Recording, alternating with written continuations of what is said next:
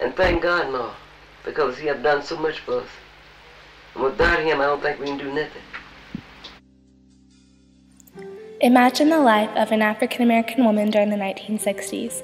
Not only was she struggled due to blacks' fight for equal rights, but also because she was a woman. According to the article The State of Black America in 1960, African Americans were still second-class citizens, and they suffered humiliation, insult, embarrassment, and discrimination. While women played a major role in the civil rights movement, their contributions were de-emphasized as black men felt compelled to adopt patriarchal roles. While the 60s and 70s questioned citizens' morals, these were also times of vicious acts against many public figures. These 2 decades represent intense warfare within the United States. Throughout this period, the Linguistic Atlas of the Gulf States was responsible for gathering research about dialects in the South by interviewing people throughout the states in that region. According to Dr. William Kretschmar, the LAGS director, this project recorded many citizens during the 60s and 70s, including a 65-year-old African-American woman who was involved in church activities and belonged to the Baptist denomination. Throughout the entire recording, her main focus was her unwavering faith and trust in the Lord, despite the fact that she lived in such traumatizing times. She had unshakable confidence in her Lord because she felt so oppressed by the morality problems and violent acts that occurred in the United States. A major morality issue that the people of the United States struggled with was the idea that people's appearances mattered more than their character. According to 1 Samuel 16:7 of the Holy Bible, the Creator of the universe does not value physical features, but the hearts of his followers. Blacks during this time were constantly degraded for their dark skin, receiving the idea that the person God made them to be was not important simply because of their appearance. The article made by Digital History gives the sad statistics that African Americans children had only half the chance of completing high school, only a third the chance of completing college, and a third the chance of entering a profession when they grew up. The interviewee from the LAGS recording had no other option but to find her worth in her Lord, since she was degraded everywhere else. She told the interviewer that, if you stay close to God, will nothing happening to you, proving to listeners that she never doubted he would fulfill and protect her. She believed that he is the one that opened the way and make a way for you, and he will keep his arm around you.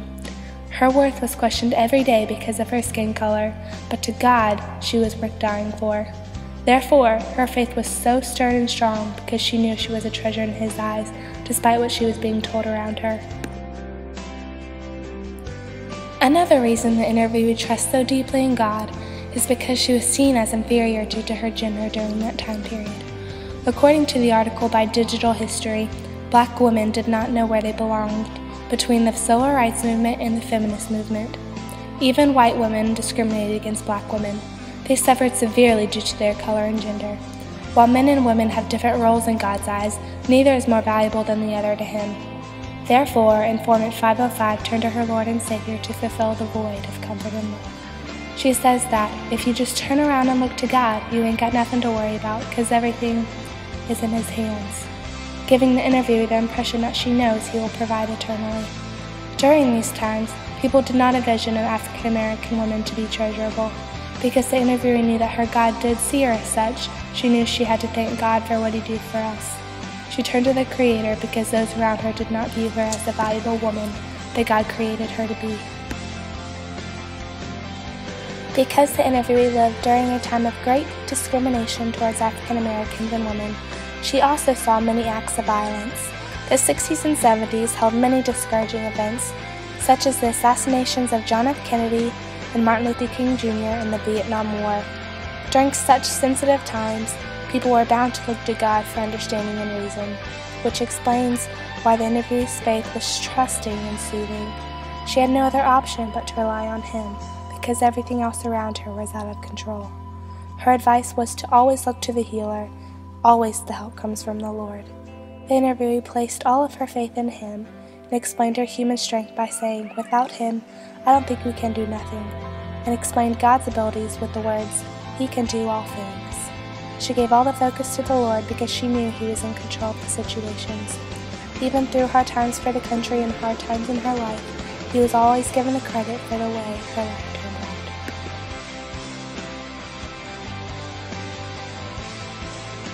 Informant 505 definitely lived during a difficult time period that held many assassinations of major public figures, discrimination against African Americans, and appreciation of the female gender.